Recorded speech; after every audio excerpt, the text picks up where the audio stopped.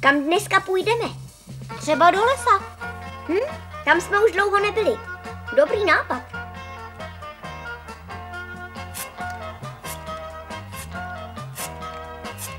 Aha. Dobrý den. Dobrý den. Kam jdete, pane zajíci? Odcházím pryč. Co tak najednou a kam?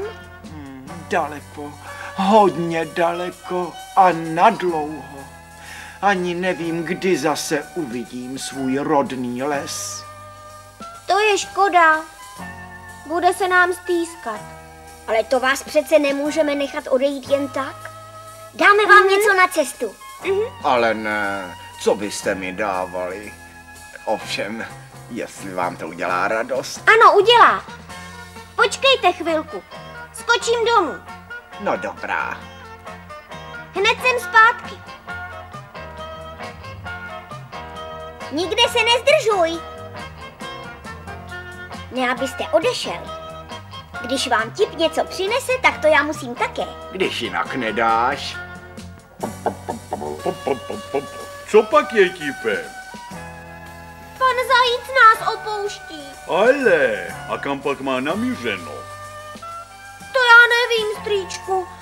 Ale rád bych mu dal nějaký dárek na cestu. Mohu?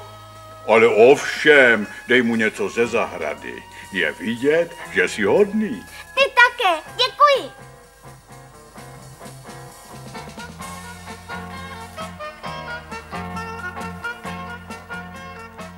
Strýčku, mohu tě o něco poprosit? Jistě, hochu. Mám pro tebe novinu.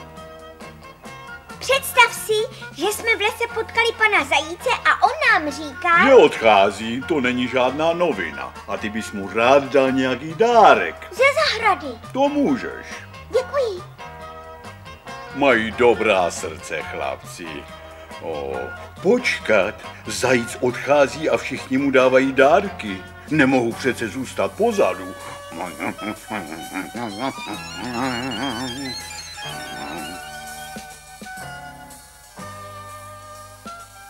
Tu máte, to je pro vás.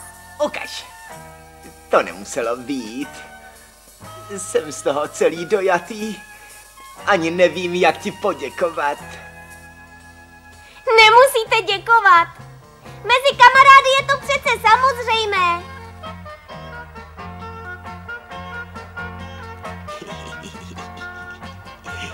Tak, to bychom měli. A zase někdo přichází.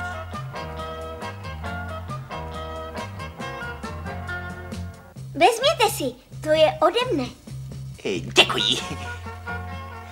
Přivedl si mě do rozpaku. Ani nevím, jestli vám to budu moci někdy oplatit. To nic, nedělejte si starosti. Naschledanou a šťastnou cestu. Naschledanou, naschledanou. Šup, 2 mrkve. Takový úspěch jsem ani nečekal. Pane zajíci, haló? Kde jste? Tady. Nerad bych vás nechal odejít jen tak. Přinesl jsem vám také maličkost. To je pro vás. A nebojte se, budeme na vás chlapci myslet. Jsem z toho celý pryč. Byli jste na mě všichni tak hodní, že se mi už ani nikam nechce. Co?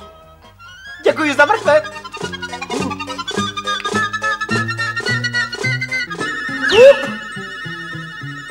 Za jaké mrkve? Dal jsem mu přece jenom jednu.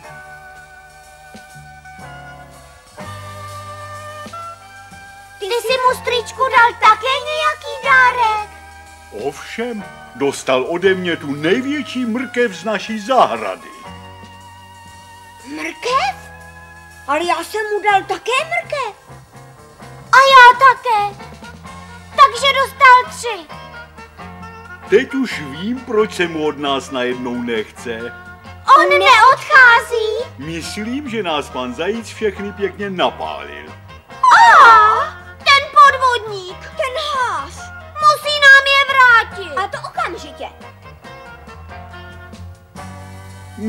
myslím, že vám je vrátí, jenom si přiznejte, že tentokrát vás zajíc doběhl. A mě vlastně také.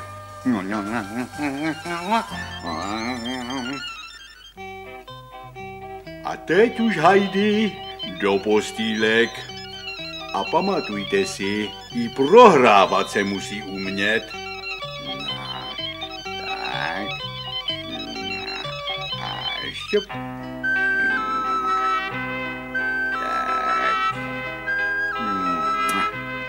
Dobrou noc. Dobrou noc, strýčku Fido. Dobrou noc, děti.